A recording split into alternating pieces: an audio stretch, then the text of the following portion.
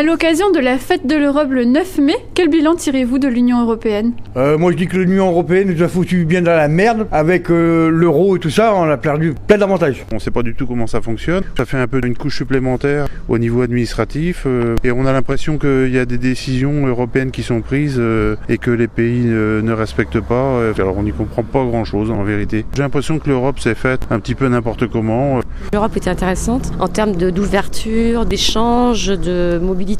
La monnaie pour ça, elle a facilité certaines choses. Après, économiquement parlant, effectivement, on se demande avec la nouvelle monnaie, tout ça, on a l'impression que la vie est quand même plus compliquée, etc. Donc on se pose des questions. L'Union européenne ne fonctionne pas comme elle devrait fonctionner. Par contre, je suis un Européen convaincu. Qu'est-ce qui vous déçoit ? Le système tel que les commissions, telles qu'elles sont présentées aujourd'hui. Il y a trop de commissions, puis peut-être un peu partisane aussi. À mon avis, il faut remettre tout ça à plat et puis que ça reparte dans les bonnes conditions. On oublie souvent les subventions qui ont été données pour faire pas mal de travaux.